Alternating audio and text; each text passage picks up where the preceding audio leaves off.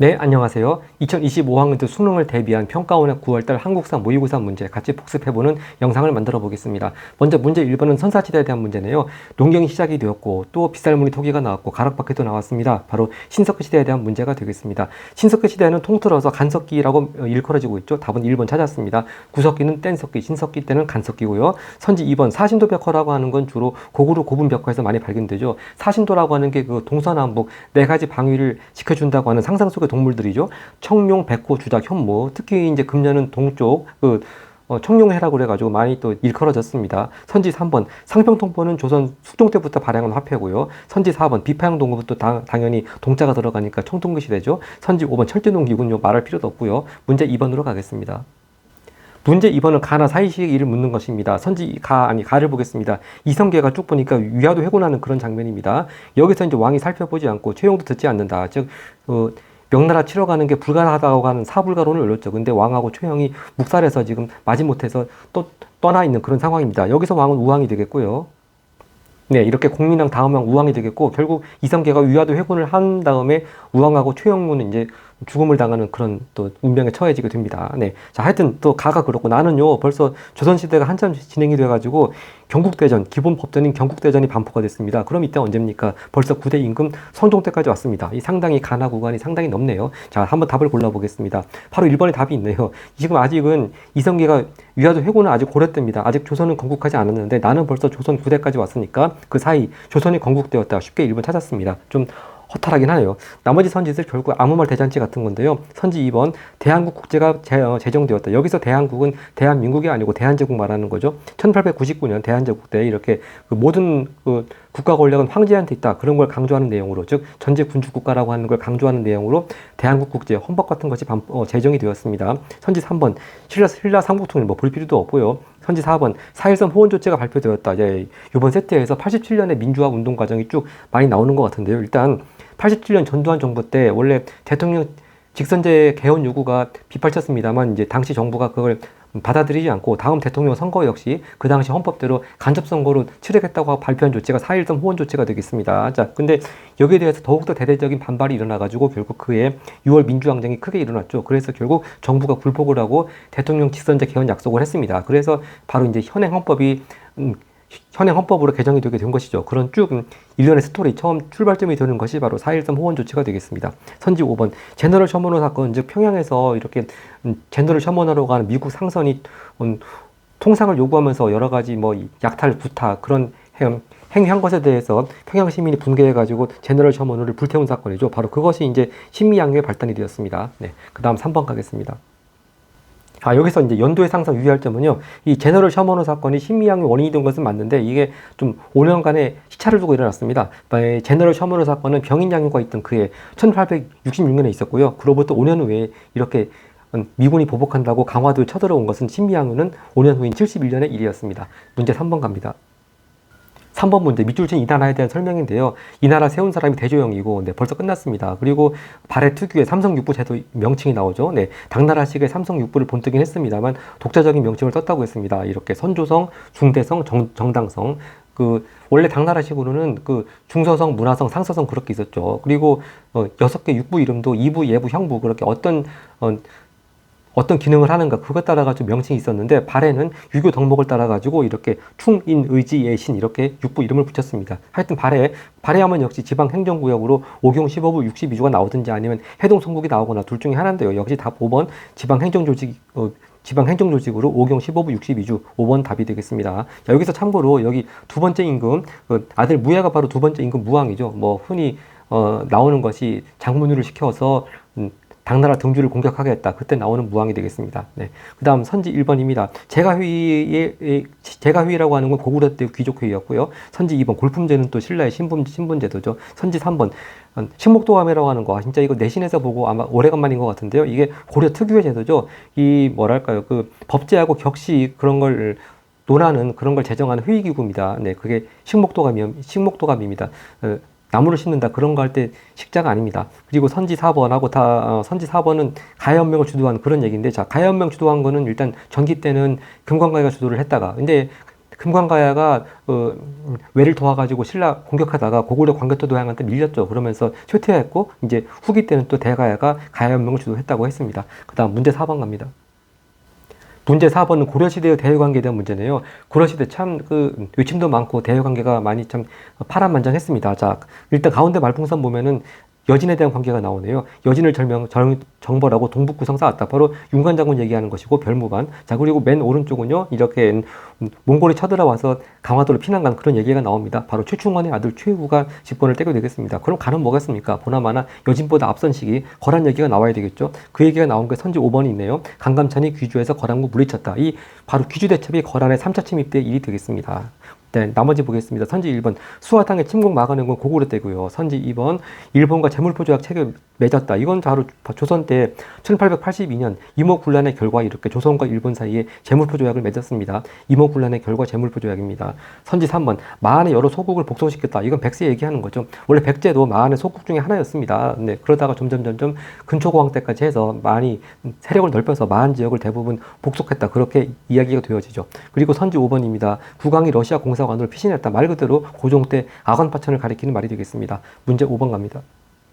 문제 5번은요, 오답률이 62%를 넘어갔습니다. 자, 뭐가 그렇게 어려웠나 보겠습니다. 일단, 처음 이 제도가 실시가 된 때가 이원익이 경기도에 처음 실시를 건의했다. 지금 그 얘기가 점점점 중량이 되었고요. 그 후, 이제 맨 처음 경기도에만 시행했는데, 그 후 김육이 또 이렇게 충청도까지 시행할 것을 건의했다고 하는 얘기입니다. 바로 이 제도의 내용은 토사물 대신 토지 결주에 따라 쌀도 걷고 옷감도 걸고 그런 내용이죠. 바로 이거 토사물 즉 특산물을 집집마다 내야 되는 걸 대신해서 워낙 폐단이 심하다 보니까 쌀이나 옷감 뭐 또는 돈도 있었죠. 이런 걸로 대신 내는 제도 바로 대동법이죠. 이 조선 후기 때 그 수지 제도의 변화 세 가지 있지 않습니까? 영정법, 대동법, 균역법인데 항상 대동법 제일 많이 나옵니다. 특히 이 처음에 경기도에서 이제 이렇게 이원익의 건의로 경기도에 한해서 처음 광해군대 실시가 되었고 점점 확대가 되었는데 이렇게 토지 결주에 따라서 내라고 하니까 상당히 토지를 가진 사람들한테 반발이 심했겠죠. 그래서 전국적으로 확대가 되는데 100년이 걸렸다고 했습니다. 하여튼 그 대동법 하면 늘 나오는 게 자 여기 맨 끝에 있듯이 이렇게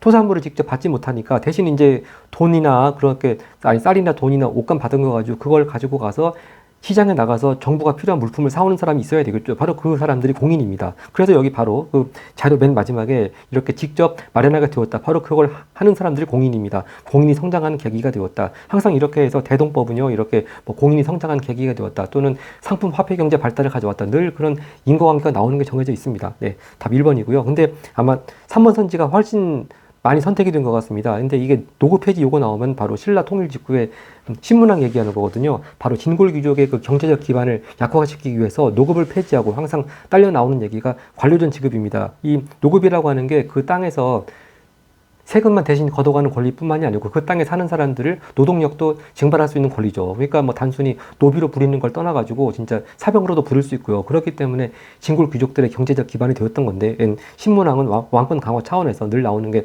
노급 폐지, 관료전 지급 늘 나오는 그런 얘기가 되겠습니다. 그러니까 조선하고는 한참 거리가 먼데 상당히 오답으로 많이 선택이 되었습니다. 그리고 선지 2번 300산업, 이건 대한민국 시대 얘기입니다. 1950년대죠. 아직 중화공업이 발달되기 전에 바로 300이라고 하는 게 300가 아니라고 늘 제가 말씀드립니다. 세 가지 하얀 원료들, 즉 밀가루, 즉 제분 그리고 설탕, 제당이겠죠. 그리고 면직물 이렇게 흰 재료를 원료로 하는 일종의 경공업 같은 거죠. 그런 것이 산업의 주력을 이루었던 시대 1950년대 얘기가 되겠습니다. 선지 4번 거중 조정에 관한 규정이 포함됐다. 이게요. 조선과 미국 사이 처음 통상조약 맺었던 1882년에 맺었던 조미 수호 통상조약에 들어있는 조항입니다. 이 거중 조항이라고 하는 게 한마디로 말하면 이거죠. 그 조약 체결한 한쪽이 만약에 제3국하고 분쟁이 생길 때에는 다른 한쪽이 이제 그걸 중지한다. 그런 내용입니다. 그래서 조선이 그 내용을 철석까지 믿은 게 또 뭐냐면 이 을사늑약이 체결된 다음에 고종이 헐버트 통해가지고 미국 대통령한테 도움을 요청하지 않습니까? 왜 그러냐면 바로 이렇게 조미 수호 통상조약에서 거중조정 조항이 있기 때문에 아마 미국이 도와줄 것이다. 그렇게 고종이 철석같이 믿고 있었던 거죠. 근데 사실은 을사늑약이 체결되기 전에 이미 카스라 테프트 밀약에 의해 가지고 일단 미국은 이렇게 일본이 한국을 차지하려고 하는 걸 눈 감아주기로 이미 밀약이 되어 있었다는 것이죠. 네, 바로 그런 거에서 쭉 좀 인과관계가 이어진 거중조정 얘기, 바로 조미수호통상조약 얘기가 되겠습니다. 선지 5번, 회사 설립 시 조선 총독에 허가받는다. 바로 조선 총독 얘기가 나오니까 일제강점기 때 얘기고요. 특히 한일 합방 직후 1910년 12월에 이렇게 회사령이 제정되었습니다. 그래서 항상 일제강점기를 시기적으로 구분할 때 1910년대의 모습 나올 때 주로 회사령, 이렇게 회사 설립할 때 총독 허가 받는다, 그런 건 늘 나오죠. 네, 그리고 이제 회사령은 3.1운동 이후에 폐지가 됐습니다. 다음 페이지 갑니다. 그 다음 6번 문제는요, 어느 왕에 대한 설명을 찾는 것인데, 자, 이게 오답률이 57%가 됐습니다. 근데 이게 늘 나오는 공민왕에 대한 문제였거든요. 일단 상성총괄부 공격, 즉 반원 정책 중에 하나죠. 그리고 또 이렇게 개혁 정책으로 이렇게 신도를 등용해서 전민 변정도감, 늘 나오는 국민왕의 대표적인 키워드인데요. 근데 은근히 오답이 많이 나왔습니다. 하여튼 여기 참고로 그 첫 줄에 있는 쌍성의 처노인 이자춘, 바로 이자춘이 아까 전에 봤던 이성계 아버지죠. 자, 하여튼 국민왕에 대한 거 늘 나오듯이요, 역시 반원 정책 중에 하나입니다. 정동행성 이문소를 폐지했습니다. 이 정동행성이라고 하는 게 이제 그 고려 몽골이 고려와 연합군 만들어서 일본 공격하려고 할 때 만든 관청인데 계속 폐지하지 않고 있으면서 내정 간섭을 해오다가 이렇게 국민왕 때 폐지가 되었다, 그런 얘기고요. 이제 3번이 많이 선택됐거든요. 이 군국기무처라고 하는 건 바로 고종 때 1차 가보개혁 때 개혁 작업을 총괄했던 기구 명칭이 군국기무처입니다. 그래서 1차 가보개혁 가면 딱 군국기무처인데 의외로 그 국민왕과 관련된 문제에서 오답으로 많이 선택이 되었습니다. 선지 1번, 후대왕한테 훈유 10전 남긴 왕은 태조 왕건이죠. 선지 4번, 사비로 수도 옮긴 사람은 바로 백제 성왕이고요. 웅진에서 사비로 옮겼습니다. 선지 5번, 균역법 시행한 왕은 영조죠. 군포 두 필을 내던 걸 한 필로 줄여줬습니다. 그 다음 문제 7번입니다. 문제 7번, 가 사건 당시 있었던 사실입니다. 이 그림이요, 바로 왕실 행사를 그린 의궤입니다. 의궤. 어떤 행사냐 하면은 영조임금하고 그 정순왕후의 혼례한 행사를 그린 그 의궤인데, 이제 이게 중요한 게 아니고 이게 의규장각에 보관돼 있다가, 의규장각 어디 있습니까? 강화도에 있던 거죠. 원래 강화도 있던 것인데, 이제 여기 물론 이 자료엔 강화도 안 나옵니다만, 이 병인박해를 구실로 일어난 이 사건에서 이제 이렇게 이 어떤 나라한테 약탈당했다, 그런 얘기죠. 바로 프랑스군이 강화도에 쳐들어온 병인양요를 말하는 게 되겠습니다. 자, 그럼 병인양요에 대한 거 찾아보면 답이 그대로 있네요. 3번, 프랑스군이 강화도 침략했다. 쉽게 찾았습니다. 근데 여기 참고로요, 이 영조와 정순왕후의 홍을리에, 근데 영조의 첫 번째 왕비가 아닙니다. 그 사이에 벌써 영조가 연세를 많이 드셔가지고 이때 영조는 나이가 70살이었고요. 정순왕후는 15세였다고 합니다. 네, 하여튼 선지 1번을 보겠습니다. 북로군정서, 이거 그 일제강점기 때 또 만주에서의 무장투쟁 운동할 때 또 잘 나오죠. 바로 이 북로군정서가 조직된 곳은 북한도고요. 이게 또 나중에 김자진 장군이 이끄는 또 청산리 전투에서 굉장히 중요한 역할을 했습니다. 물론 청산리 전투가 북로 군정서만 활약한 것이 아니고 홍범도 장군이 이끄는 또 대한독립군도 같이 활약했습니다만, 하여튼 북로 군정서 하면은 김자진 장군, 청산리 전투, 그렇게 연결되고요. 또 하나 더 심화해서 추가하자면 이 북로 군정서 전신이 바로 중광단입니다. 또 중광단은요, 바로 대종교 계열이 만든 단체죠. 네, 이렇게 다시 한번 쭉 정리하자면, 먼저 대종교 계열로 북한도에서 중광단이 만들어졌고, 그 후신으로 북로 군정서가 조직되었고, 그리고 또 청산리 전투를 이끌었다, 그렇게 연결되면 되겠습니다. 그리고 선지 2번, 나당연합군 결성, 이건 말도 안 되는 얘기고, 선지 4번, 한미 상호 방위 조약, 자, 이거는 바로 6.25 전쟁이 끝난 뒤 1953년 10월 달에 체결이 되었습니다. 선지 5번, 이순신 추군 얘기는 요건 임진왜란 얘기하는 거죠. 네, 물론 여기 이제 약탈 얘기가 나오니까 이게 임진왜란 때 약탈 당한 게 아닌가 했는데, 이미 뭐 왜군하고 관계없다고 충분히 암시가 주어져 있습니다. 그 다음 문제 8번 가겠습니다. 문제 8번, 다음 대화의 배경으로 적절한 것들입니다. 왼쪽 선비님 말씀 들어보면요, 소식 들었는가, 영남 유생들이 이만손을 중심으로 개화 정책에 반대하는 만인소, 영남 만인소 얘기 아닙니까? 바로 1881년의 얘기가 되겠습니다. 자, 왜 어떤 것이 뭘 이렇게 유생들을 자극했나? 바로 오른쪽 선비님 말씀 들어보면 미국과도 조약을 체결하게 되면 어쩌고 하면서 이렇게 주로 미국과 조약 체결하자, 이런 움직임에 반발해서 영남 만인소가 일어났죠. 바로 1881년이고요. 이런 영남 만인소 배경은 바로 이 책 때문에 그렇습니다. 조선 책략, 바로 김홍집이 일본에 2차 수신사로 갔다 오면서 청나라 외교관에 쓴 조선 책략을 가지고 왔죠. 그 중심 내용이 이제 이렇게 러시아를 견제하기 위해서 미국과 수교해야 된다, 그런 내용이 있었습니다. 그러니까 이 앞전에 신미양요도 있었고, 더더욱 이렇게 유생들의 반발을 사게 되는 것이죠. 자, 그럼에도 불구하고 그 다음에 82년에 아까 전에 봤던 조미수호 통상조약이 체결되게 된 것이죠. 네, 하여튼 답, 이렇게 영남 만인소의 배경은 조선 책략 유포, 쉽게 찾았습니다. 선지 2번, 홍범 14조, 이건 또 1차가 아니고 2차 갑오개혁 때 앞으로 조선은 정치개혁을 이렇게 하겠다. 일종의 정치개혁 강령같이 발표한 것이 홍범 14조입니다. 2차 갑오개혁 때고요. 선지 3번 치안유지법은 요건 일제 때 1925년에 처음 제정되어가지고 물론 일본에서 처음 제정이 됐고 조선에 와서는 독립운동가들을 탄압하는 도구가 되었다고 했습니다. 치안유지법 연도가 중요합니다. 1925년부터입니다. 그리고 선지 3번 4번 삼별조 항쟁 바로 최신 무신 정권의 사병 집단이었죠. 자, 왜 항쟁했겠습니다. 바로 고려 정부가 이제 몽골과 강화를 다 하고 개경으로 환도한 거에 반발해서 이렇게 삼별조 항쟁이 일어났죠. 선지 5번 좌합작위원회가 구성되었다. 이건 해방 직후 얘기죠. 자, 일단 1946년 상반기에 1차 미소 공동위원회가 결렬된 다음에 여운형, 김규식 선생 같은 분들이 중도 인사들이 주축이 되어서 좌합작위원회가 구성이 되었습니다. 그 다음 문제 9번 가겠습니다.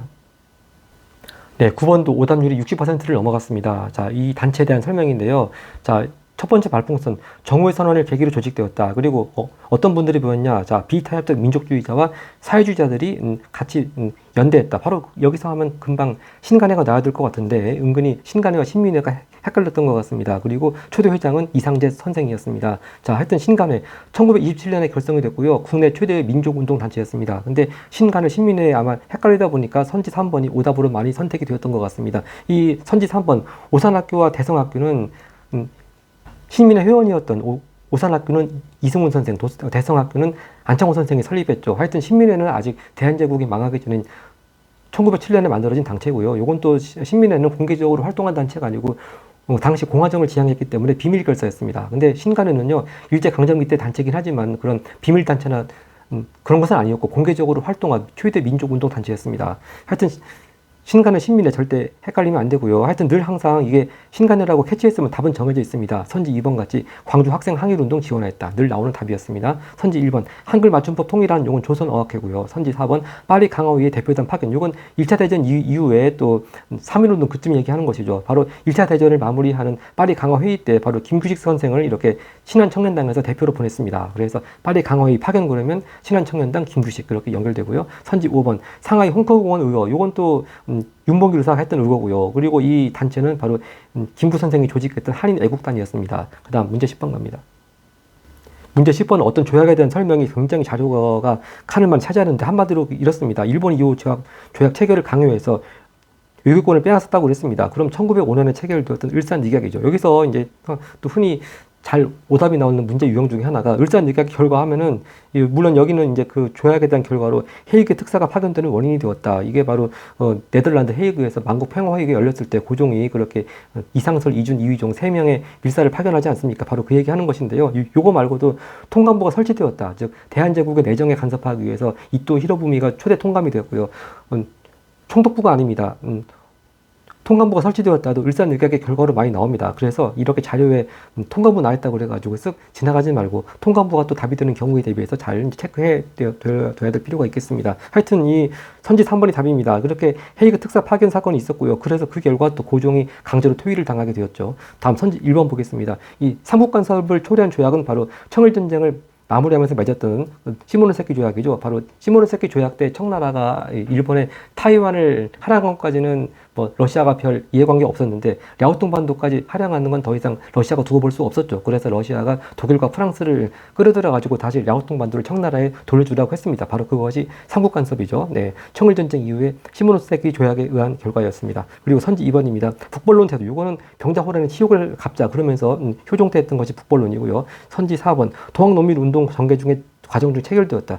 자, 근데 그 청일전쟁을 마무리하는 이 시모노세키 조약은요, 1895년, 즉 동학농민운동에다 진압이 된 다음에 체결됐으니까 뭐 정치 조약은 아니겠지만 여기 동학농민운동 전개 과정 중에 체결이라고 하니까 이건 뭐 조약은 아니지만 정부와 동학농민군 사이 체결된 전주화약을 들 수가 있겠네요. 또 선지 5번입니다. 청일 양국군대가 조선에서 철수하기로 약속했다. 이거는 바로 갑신정변 이후에 청나라와 일본이 체결한 텐진조약이죠. 이 텐진조약이라는 이름이 여러 가지가 있습니다. 일단 동아시아에서 잘 나오는 게 뭐 제2차 아편전쟁 이후에 텐진조약, 베이징조약 그런 게 있는데 그 텐진조약이 아니고요. 이 갑신정변 이후에 바로 조선에서 청나라하고 일본이 체결한 조약입니다. 그래서 그 내용이 이렇게 이제 청일 양국 군대 다 일단 조선에서 물러가고 이제 앞으로 어느 한쪽 군대가 출병할 때는 상대방에 통보해주자. 바로 그래서 그 나비 효과를 이제 1894년에 동학운동이 일어났을 때 조선이 청나라 군대한테 도움을 청했을 때 청나라 군대가 조선 땅에 들어오면서 일본한테 통보했죠. 그래서 역시 일본도 이때다 싶어가지고 조선 땅에 들어와서 이제 그 다음 엄청난 나비 효과가 벌어지게 되는 겁니다. 바로 그 나비 효과의 출발이 되는 갑신정변 이후에 체결된 텐진 조약 얘기였습니다. 다음 페이지 갑니다. 다음 11번 문제는요. 밑줄친 이 장정입니다. 장정. 조약이 아니고 명칭 자체가 장정입니다. 근데 오답률이 58.7%가 됐습니다. 자, 어떤 내용인지 보겠습니다. 자, 특히 이 장정의 이제 중요한 내용이 이겁니다. 곡물 수출 금지에 관한 규정을 담고 있다. 그래서 예를 들어서 조선이 일본한테 이제 곡물 수출하지 말라고 하는 방공령 내릴 때는 일단 지켜야 될 기한이 있습니다. 여기 있듯이 1개월 전에 그 지방관이 일본 영사관 통보해라 그런 게 있는데 이제 그 1개월 전에 통보하라는 기간이 잘 지켜지지가 않아가지고 이렇게 일본하고 뭐 배상하는 문제도 생기고 이렇게 마찰이 있었다 그런 얘기입니다. 하여튼 방공령 얘기가 주요 이슈가 되었던 장정 바로 1883년 어디 있습니까? 네, 그걸 안 적었네요.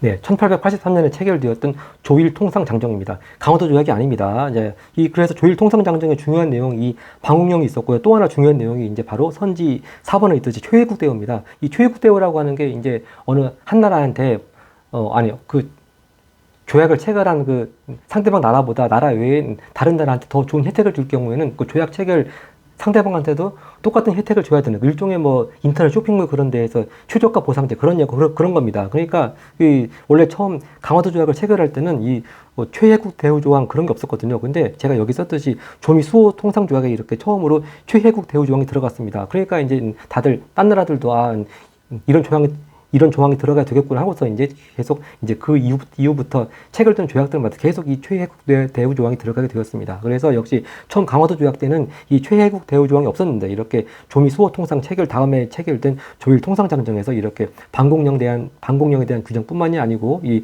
최혜국 대우 조항 규정이 포함됐습니다. 그러니까 좀 문제가 어렵게 나올 경우엔 그 조미 수호 통상 조약하고 또 조일 통상 장정에 공통점 묻는 그런 문제로 이렇게 최혜국 대우 조항이 포함됐다. 그게 나올 수도 있겠죠. 자, 그리고 한 가지 더 들자면요. 이 조일 통상 장정에 또 새롭게 추가된 내용이 관세에 대한 내용입니다. 강화도 조약 때는 아직 관세에 대한 개념이 없었거든요. 근데 조일 통상 장정 때 이제 다시 비로소 관세에 대한 개념이 또 자각에 들어가지고 관세 조항이 들어갔습니다. 네. 자, 근데 이걸 이제 강화도 조약이라고 오인할 경우에 답이 5번으로 낚이게 되어 있습니다. 이렇게 부산과 원산, 인천을 개항하는 근거가 되었다. 바로 이건 강화도 조약 얘기하는 거죠. 물론 처음 강화도 조약 내용 자체는 부산과 두 곳의 항구를 개항합니다. 그러니까 부산만 이름이 특정돼 있고 나머지 두 개는 특정 안 됐는데 나중에 이제 그때 필요에 따라 가지고 원산, 인천 그런 순서로 개항되게 된 것이죠. 근데 하여튼 이 문제 자체가 조약에 대한 설명이 아니고 장정이기 때문에 이렇게 강화도 조약 쪽으로 낚이지 말아야 되겠습니다. 이제 선지 1번을 보겠습니다. 러일 전쟁 중에 체결되었다. 자, 이게 한국과 일본 사이에 러일 전쟁 중에 체결된 거라면 일단 한일 의정서가 있죠. 그러니까 일본이 요구하면은 한국 땅을 군용주를 제공하는 그런 게 한일 의정서고, 그다음에 1차 한일 협약, 즉 대한제국 정부에 그 일본이 추천하는 외국인 고문을 둘 수 있는 그런 내용이 1차 한일 협약이 되겠죠. 다 이게 러일 전쟁 중에 체결됐습니다. 선지 2번 베트남 파병의 원인이 되었다. 이거는 박정희 정부 때 이른바 불안각서라고 하는 거죠. 즉 한국군을 베트남에 파병해주면 이제 미국이 거기에 대한 대가로 경제적인 보상을 해주겠다. 그런 내용이 담긴 것이 불안각서입니다. 그리고 선지 3번 간도를 청나라 영토로 인정했다. 이것도 이제 일본하고 청나라하고 사이에 1909년에 체결된 간도 협약입니다. 아니 왜 조선이 조약 상대방이 안 던져. 벌써 이때는 아까 전에 봤던 을사늑약에 의해 가지고 조선이 대한제국이 위국권 빼앗기지 않았습니까? 그래서 조선을 대신해서 이렇게 일본이 이제 일본으로서는 남만주 철도 부설권을 얻는 대가로 이렇게 간도는 일단 물론 다 나중에는 일본이 차지합니다만 일단은 남만주 철도 부설권을 얻는 대가로 청나라 영토로 인정해줬습니다. 그게 간도 협약이고요. 선지 5번 지금 봤죠? 네, 그 다음 12번 보겠습니다. 자, 12번 밑줄진 개혁의 내용입니다. 그럼 보나마나 가보개혁 아니면 을미개혁 아니면 광무개혁일 텐데 이건 을미개혁입니다. 자, 왜냐하면 이게 을미사변 이후의 개혁이고요. 특히 이 을미개혁의 특징이 건양 연호를 썼고 또 태양력을 처음으로 쓴 것이죠. 바로 을미개혁 1895년이 되겠습니다. 자, 그럼 을미개혁의 가장 중요한 또 조치가 또 하나 있었죠. 많은 유생들의 반발을 받았던 단발령입니다. 바로 3번이 답이 되겠습니다. 자, 나머지 선지 1번 태학은요 고구려 소수리마트 세운 것이고, 선지 2번 과거제는 또 처음 실시는 고려 광종대고, 선지 4번 단백제는 또 흥선대원군이 경복궁 중건할 때 발행한 것이고, 선지 5번 원수부 이것도 이제 대한제국 때 광무 개혁의 일환이라고 볼 수가 있겠죠. 그러니까 대한제국 황제가 모든 국군을 모든 뭐 육군, 수군, 막 육군, 해군 다 모두 군대를 다 통솔한다 그런 내용으로 설치한 것이 원수부가 되겠습니다. 그 다음 13번 갑니다. 잠깐 여기서 빠뜨린 것이 있었는데요. 이 12번 역시 을미개혁에 대한 문제인데 오답률이 52.8%를 기록했습니다. 그리고 정답은 3번이었고요. 역시 방금 말씀드린 원수부가 좀 오답으로 많이 선택이 됐네요. 그 다음 13번 보겠습니다. 가에 들어갈 내용입니다. 자, 이게 이제 일제 강점기 중에서 가장 일제가 전쟁에 광분하면서 여러 가지 인적, 물적 자원 수탈하고 또 민족 말살 정책 취하던 그런 얘기네요. 중일전쟁 발발 이후, 자, 중일전쟁은 1937년에 있었고요. 그 다음에 또 38년에 국가총동원법이 제정되고 시행됐죠. 자, 그러면서 뭐 강제동원, 그 다음에 또 공출 이런 얘기 나옵니다. 바로 인적 물적 자원 수탈하고, 그 다음에 또 늘 나오는 것이 민족 말살 정책으로 한국 시민 서사 암송 또는 신사참배 강요, 그런 게 답이죠. 근데 역시 3번 나왔습니다. 신사참배가 강요되었다. 쉽게 찾았고요. 선지 1번 별기군 창설되었다. 이건 아주 조선 때죠. 1881년 한창 개화 작업을 추진하고 있던 81년에 통리기무화문이 있을 때 설치가 됐는데, 물론 그 다음에 이모군란 때 이 신식군대 별기군은 폐지가 됐죠. 선지 2번 비변사는요, 이건 또 조선 전기로 올라가죠. 바로 처음 설치가 된 거는 일단 중종 때죠. 중종 때.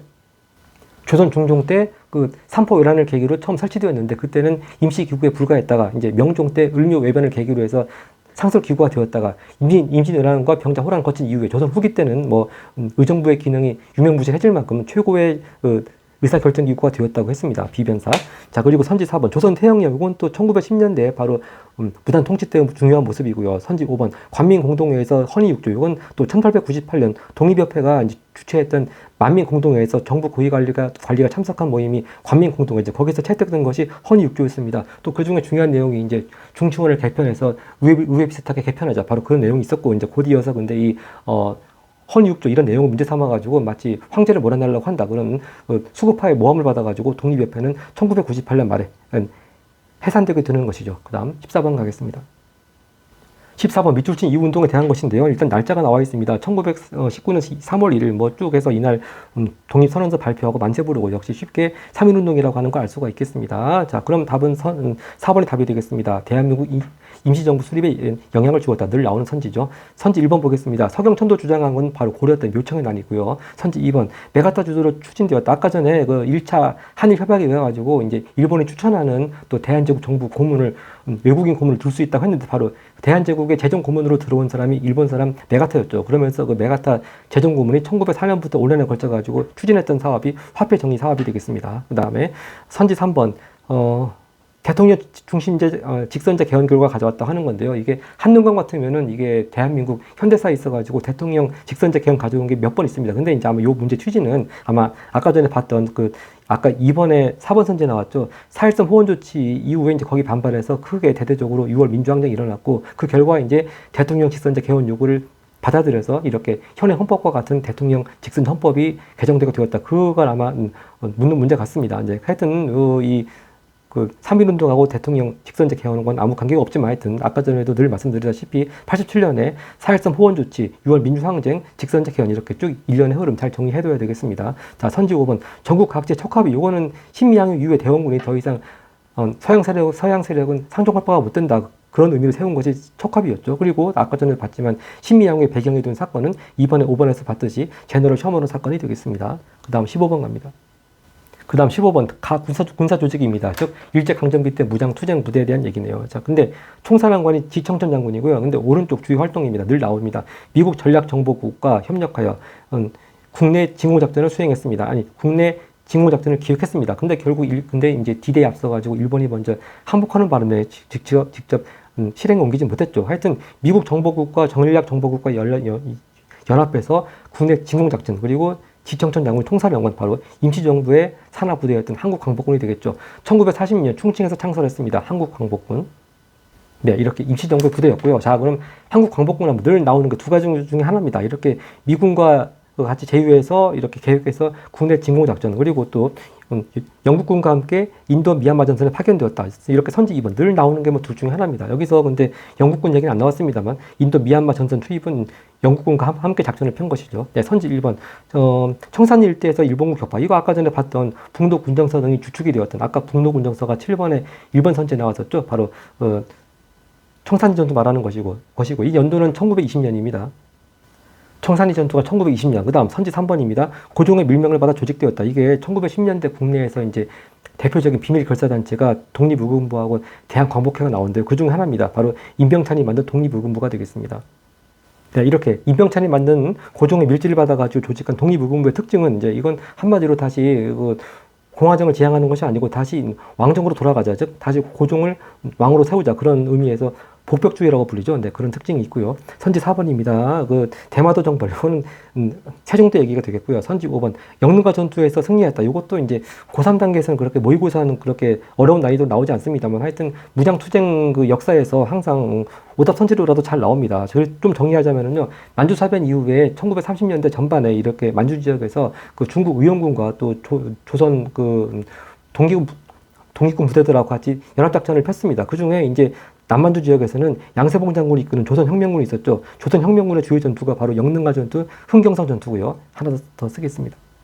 이렇게 남만주에서는 조선혁명군이 영릉가 전투와 흥경성 전투가 있었고요. 또 반면에 그렇게 30년대 전반에 한중 연합작전을 폈던 부대 중에서 북만주에서는 바로 지청천 장군이 이끄는 한국 독립군이 있었습니다. 자꾸 명칭이 많이 비슷한데요. 한국 독립군이 있었고 주요 전투는 쌍성보 전투하고 대전자령 전투가 있었습니다. 그래서 항상 보면은요. 한능금도 그렇습니다만 이 지청천 장군이 이렇게 30년대 전반에는 또 북만주에서 한국 독립군을 이끌었고 그 다음에 또 40년 이후에는 또 임시정부의 한국 광복군이 이끌고 하다 보니까 이렇게 지청천 장군이 나오는 문제는 이렇게 한국 독립군의 여긴 아닙니다만 주로 한능금이 그렇습니다. 한국 독립군에 대한 문제하고 또 임시정부의 한국 광복군 문제가 같이 선지 속에 들어 있는 것 같습니다. 그 다음 페이지 보겠습니다. 근데 그 다음 페이지 가기 앞서서 좀 한 가지, 이건 농담 같은 얘기긴 합니다만, 바로 인터뷰하는 상대방이 이 나이 드신 어르신께서 한국 광복군에 입대하셨다고 하는데요. 이 한국 광복군이 40년에 창설되었고, 그래서 물론 아무리 해방 직전에 45년에 입대하셨다고 하더라도요. 45년부터 지금까지 몇 년이 흘렀습니까? 80년이 흘렀나요? 네. 거의 80년이 흘렀는데, 상당히 정정하신 것인지 그림이 좀 비현실적인 내용인 것 같습니다. 그 다음 페이지 보겠습니다. 그 다음 16번은요, 사진과 함께 소파 방종환 선생이 나왔습니다. 그럼 소파 방종환 선생이 어린이날 제정 이런 활동을 주도한 단체 이름은 천도교 소년회가 되겠습니다. 답은 4번. 근데 이 천도교 소년회를 모른다 하더라도요, 답이 될 수 있는 게 전혀 없습니다. 선지 1번. 이모군란의 결과 분석한다. 즉, 99인들이 일으켰던 이모군란 결과. 아까 전에도 4번에 2번 선지에 나왔습니다만, 재물포 조약을 조선하고 일본 사이에 체결했고요. 또 하나 들자면은, 청나라군이 이제 이모군란을 진압했지 않습니까? 그러다 보니까 청나라의 내정 간섭이 심화되게 되었던 것이죠. 그리고 선지 2번, 독립문 건립과정. 이건 독립협회 얘기하는 것이고, 선지 3번, 신보당 사건의 배경 알아본다는데요. 자, 이 신보당 사건 배경보다도 일단 신보당 사건이 뭔지만 알면 되겠습니다. 이게 이승만 정권이 점점 독재 정권의 모습을 보이던 50년대 후반 얘기입니다. 바로 1958년에 이 신보당 당수, 조봉환 당수가 일단 구속이 됐고요. 재판을 거쳐가지고 사형 선고받고 1959년에 이 조봉환 당수가 사형에 처해지게 됩니다. 하여튼 진보당 사건은 이승만 정부 말기라고 하는 것, 50년대 후반이라고 하는 거 일단 대략 시기만 알면 되겠습니다. 그리고 선지 5번 국가재건 최고위, 이건 또 박정희 장군이 5.16 군사정변을 일으킨 다음에 국회와 정부의 기능을 대신하면서 장악하기 위해서, 즉 입법권과 행정권을 장악하기 위해서 만든 조직이 국가재건 최고회의죠. 이건 5.16 군사정변 이유가 되겠습니다. 그 다음 17번 갑니다. 17번 가 전쟁 중에 있었던 사실입니다. 한마디로 말해서 휴전선 얘기 나오니까 6.25 전쟁이 되겠죠. 굳이 제가 쓸 필요 없어서 안 썼습니다. 그럼 늘 항상 6.25 전쟁 하면 늘 나오는 게 선지 바로 4번이죠. 네, 이렇게 인천 상륙작전이 전개되었다. 네.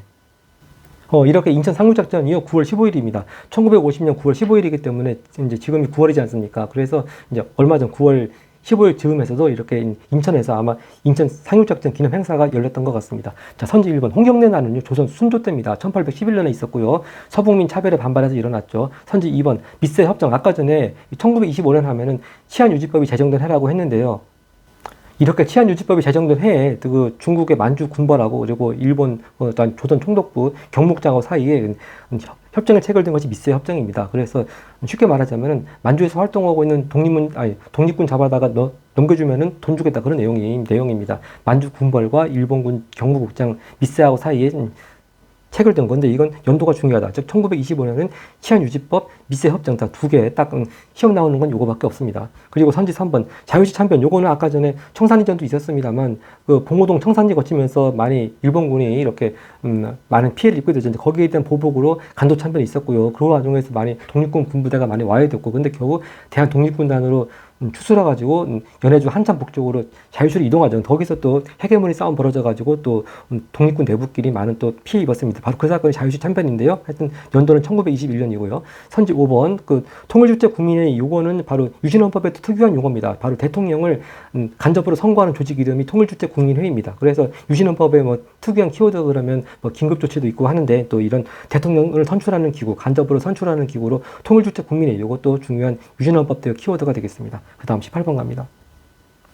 자, 18번 다음 연설을 발표한 대통령 재임 기간입니다. 어떤 대통령인지 보겠습니다. 근데 분단 55년 만에 최초로 남북 정상회담 열렸다. 늘 나오는 김대중 대통령의 최초의 남북 정상회담 얘기가 되겠습니다. 이 분단 55년이니까 딱 2000년이고요. 이게 어느 행사 때 말씀하신 거냐면은 바로 광복절 행사입니다. 광복절인데 이 남북 정상회담이 딱 2달 전에 열렸다고 하니까 날짜는 어떻게 되겠습니까? 6월 15일이죠. 그래서 답이 그대로 산수로 계산하기 좋게 나와 있습니다. 선지 5번 같이 이렇게 6.15 남북 공동선언이 발표되었습니다. 이 최초의 남북 정상회담 이후에 이렇게 6.15 남북 공동선언이 발표되었습니다. 그래서 아주 딱 날짜까지 딱딱 맞게 그렇게 자료를 냈네요. 자, 선지 1번을 보겠습니다. 미소 공동위원회 개최. 이건 해방 직후 얘기죠. 네. 아까도 말씀드렸습니다만 8번에 5번에서 잠깐 말씀드렸죠. 1946년 상반기에 1차 미소 공동위원회가 결렬된 후에 이 좌합작위원회가 만들어졌는데 이 미소 공동위원회는 왜 열렸느냐? 바로 그것도 거슬러 올라가자면은 45년 12월에 모스크바 삼국 위상회의가 열렸죠. 물론 여기서 친타통치 얘기가 나온 것도 있었고, 근데 또 이제 하나 중요한 얘기가 조선에서 임시 민주정부를 수립하기 위해서 미국 소련 대표들이 모여서 회의한다. 바로 그것이 그렇게 하기 위해서 열린 것이 미소 공동위원회가 되겠습니다. 자, 그 다음 선지 2번입니다. 남북 기본 합의서 조인하고요. 선지 3번 남북한 유엔 동시 가입은 다 노태우 정부 때 1991년에 있었던 중요한 통일 노력으로 잘 나오는 내용들이고요. 선지 4번 7.4 남북 공동성명은 또 이건 박정희 정부 때는 72년대가 되겠습니다. 그 다음 19번 갑니다. 그 다음 19번 가민주화 운동의 결과입니다. 자, 이 내용 보면은요, 한자 플래카드가 있는데 중요한 내용은 아랫부분에 있습니다. 바로 3.15 부정선거가 발달이 됐군요. 그리고 이게 맨 첫 줄에 지금 4월 19일 일단 날짜가 지나지 않았습니까? 바로 3.15 부정선거가 원인이 되었고 또 4월달에 이렇게 대대적인 시효에 있었고 바로 4.19 혁명을 말하는 것이 되겠습니다. 1960년 바로 그래서 그 이후 이제 결과하면은 항상 개헌 얘기가 나옵니다. 선지 2번 같지요. 내각 책임제를 골자로 한 개헌이 이루어졌다고 했습니다. 그래서 대한민국 헌정사에서 이렇게 내각 책임제 즉 국무총리가 행정부의 실제 책임자가 되는 그런 내각 책임제를 골자로 하는 개헌이 정부 조직이 이루어진 거는 이렇게 4.19 혁명 이후밖에 없습니다. 네. 자, 그래서 이때 개헌에 의해가지고 장면 총리가 내각을 이끌게 되어서 장면 내각 그렇게 말들 많이 하게 되는 것이죠. 자, 여기서 제가 선지 1번 농지개혁법하고 아까 전에 조봉암 사건, 진보당 사건하고 제가 연결시킨 게 자, 일단 그 선지 1번처럼 유상 매입, 유상 분배의 농지개혁법이 제정된 것은요, 아직 6.25가 터지기 전인 49년의 일입니다. 그래서 이게 재헌국회 중요 활동으로 잘 나오죠. 농지개혁법과 또 반민특위 나오는 그 중에 하나가 바로 농지개혁법입니다. 49년인데 제가 왜 조봉암 당수하고 연결시켰냐면요. 이승만 정부에서 초대 농림부 장관으로서 이렇게 농지개혁법을 실시한 바로 그 장관이 조봉암입니다. 이렇게 엄연히 이승만 정부의 내각 구성원이었는데 어느새 정적이 되어 있었던 거죠. 자, 그래서 이 농지개혁법은 조봉암 그리고 또 50년대 후반에 진보당 사건 이렇게 쭉 연결이 되겠습니다. 그리고 선지 3번 모스크바 삼국 위상회의 제가 방금 말씀드렸죠. 바로 18번의 1번 선지에서 미소 공동위원회가 개최된 배경입니다. 바로 삼국 위상의 결과 중에 하나가 신타통치 얘기 말고도 조선에서 임시 민주정부를 세우기 위해서 미국 소련 대표들끼리 회의하자. 바로 그 결과 이렇게 미소 공동위원회가 열리게 된 것이고요. 선지 4번 3.1 민주구국선언. 자, 이것이 일자 건정기 때 3.1운동 얘기가 아니고요. 바로 76년 유신헌법 때죠. 바로 유신헌법 때 이렇게 민주 인사들이 모여가지고 일종의 성명서 발표한 것이죠. 그게 3.1 민주구국선언입니다. 3.1절은 똑같은데 이 뒤에 3.1 운동이 아니고 민주구국선언입니다. 유신헌법시대였습니다. 그리고 선지 5번 조선형평사 이거는 일제 간접기 때 얘기죠. 아직도 사회관습적으로 백정에 대한 차별이 남아있어서 그런 백정에 대한 차별을 철폐하자 그런 운동으로 1923년 지역으로 말하자면은 진주를 중심으로 해가지고 경남 진주를 중심으로 해서 일어났던 형평운동을 한 단체가 조선 형평사가 되겠습니다. 자, 마지막 문제 가겠습니다. 네, 마지막 문제도 오답률이 67% 가까이 갔네요. 자, 공포가 이루어진 시기자. 어느 헌법 개정 아닌데요. 뭐, 일단, 맨 위에 부분, 대통령 암흑에 뭐 이렇게 써 있는 부분은 별로 뭐 특별한 게 없고요. 이제 맨 아래 부분이 중요합니다. 이렇게 대통령은 일차에 하나여 중임할 수 있다. 즉, 대통령 2번 연속할 수 있다는 얘기인데요. 대통령의 계속 재임은 3기 하나다. 즉, 3번까지 할 수 있다는 내용으로 헌법 개정한 겁니다. 그래서 이게 바로 1969년 박정희 대통령이 대통령 3번째 더하기 위해서 바로 했던 개헌, 삼성개헌을 말하는 것인데, 자, 이 삼성개헌 시기가 69년입니다. 그렇게 해서 1971년 선거에 3번 더 당선이 됐고요. 네, 이렇게 3번째까지 당선될 수 있도록 개헌한 다음에 71년 대통령 선거에서 박정희 대통령이 3번째로 당선됐고, 근데 그 이후에 이제 영구적으로 종신집권을 할 수 있는 헌법으로 개정한 것이 바로 72년 여기 연표에 나오는 유신헌법이 되겠습니다. 그러니까 이제 이게 다구관이죠. 다구관 처음으로 이제 박정희 장군이 권력을 잡기 시작한 5.16 정변, 5.16 군사정변 61년부터 해서 이렇게 삼성개헌 이후에 종신토록 대통령을 할 수 있도록 개헌한 유신헌법 개헌 공포, 바로 72년까지 그 사이 구간 다가 되겠습니다. 근데 이제 나가 많이 좀 오답으로 선택이 된 것 같은데 아마 이게 이승만 정부 때 54년에 있었던 4.4.5.2 개헌하고 좀 헷갈리지 않았나 그런 생각이 듭니다.